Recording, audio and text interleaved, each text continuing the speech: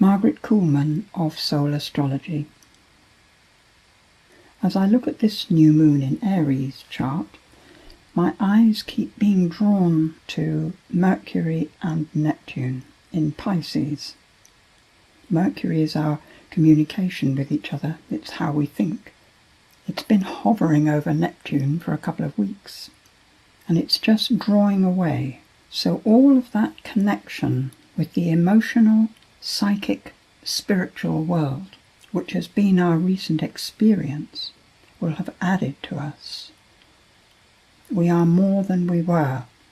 There is a greater sensitivity to our own state and to other people. And it's our choice whether we bring that sensitivity forward into the rest of our life or not. But it's been like a gift.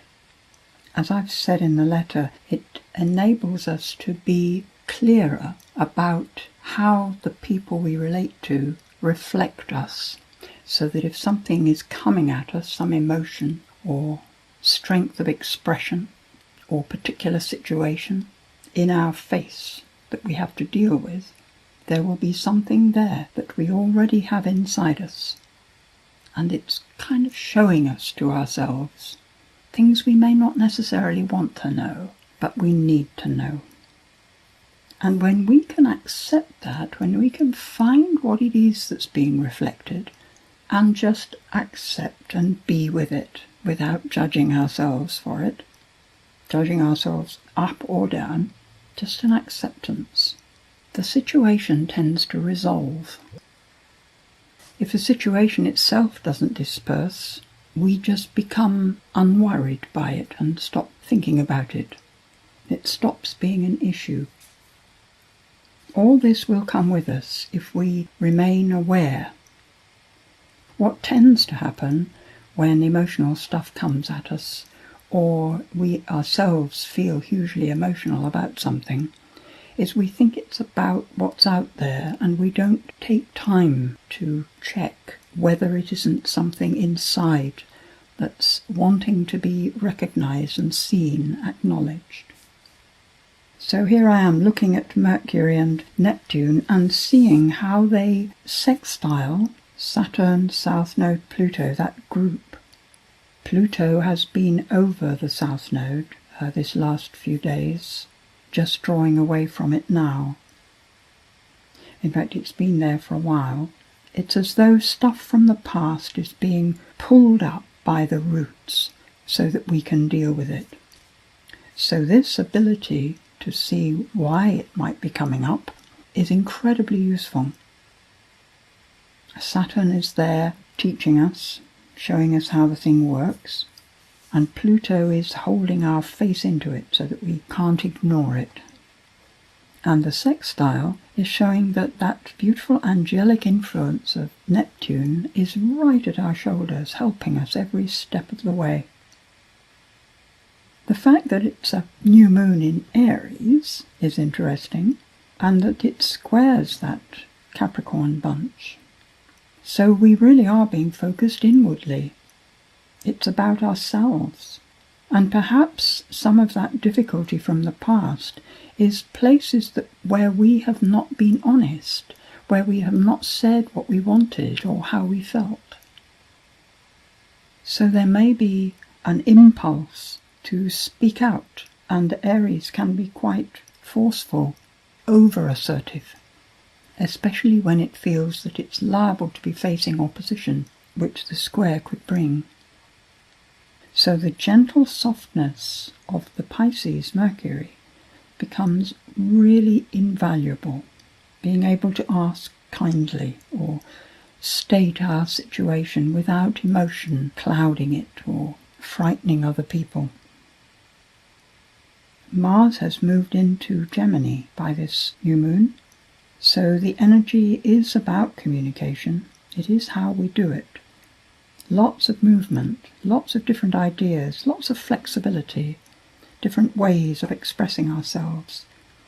And the sextile to Chiron suggests that it is about a readjustment of our own sense of balance in life, where we are here, where we admit that we are here, and so are other people, but that we are responsible really for ourselves and for being clear about what we need.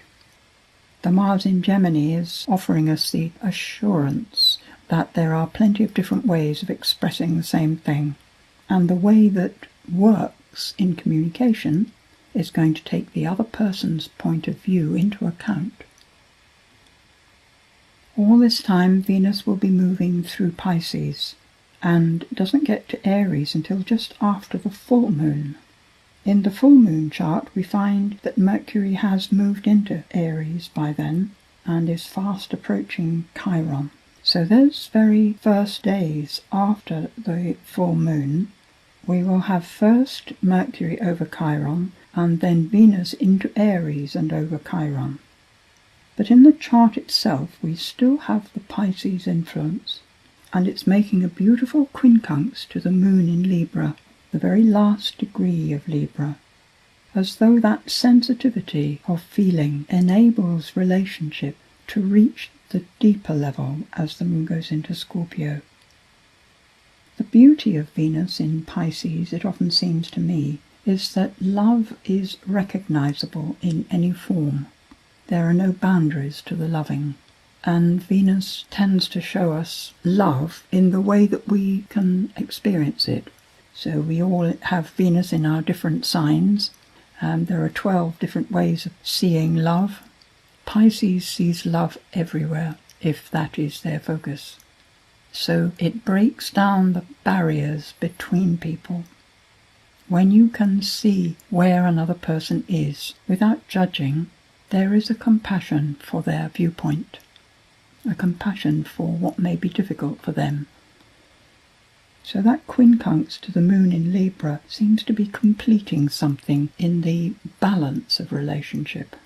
And maybe this can work for us all in that second 2 weeks of this month.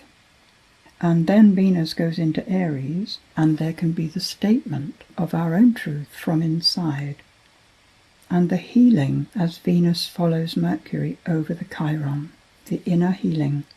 Inner healing can only happen when we appreciate and love our own selves. You can receive a healing from others, you can be loved by others, and it doesn't reach deep enough. You can't really feel it unless you're standing in the place of love inside.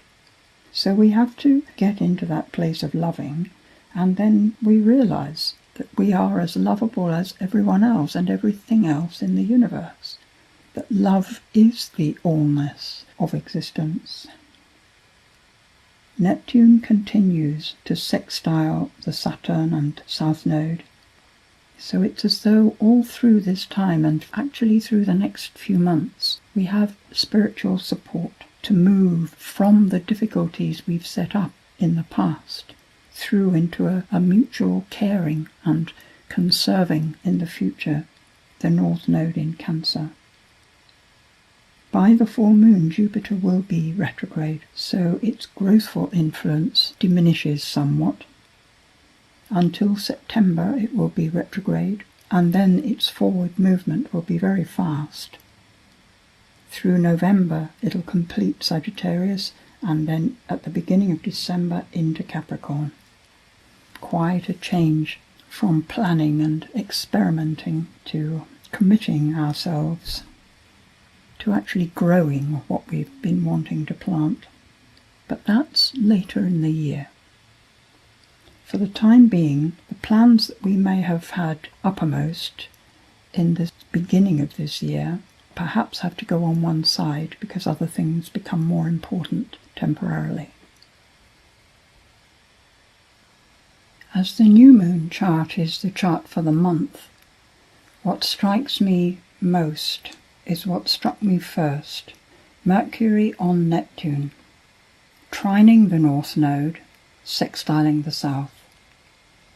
Neptune in Pisces is opening our minds to the entire emotional, psychic and spiritual worlds.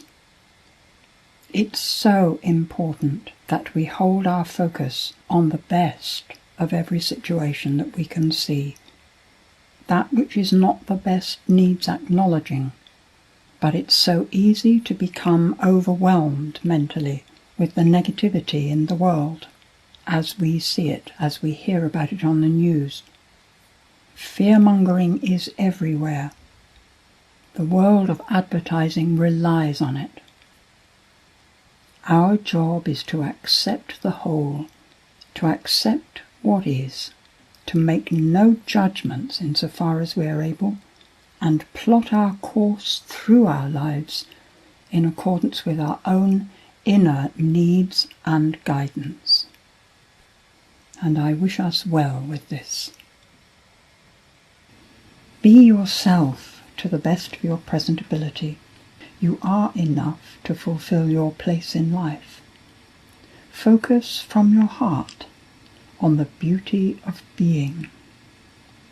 Enjoy each contact with person, flower, animal, cloudscape. There is no end to the beauty of presence, glowing in apparent manifestation.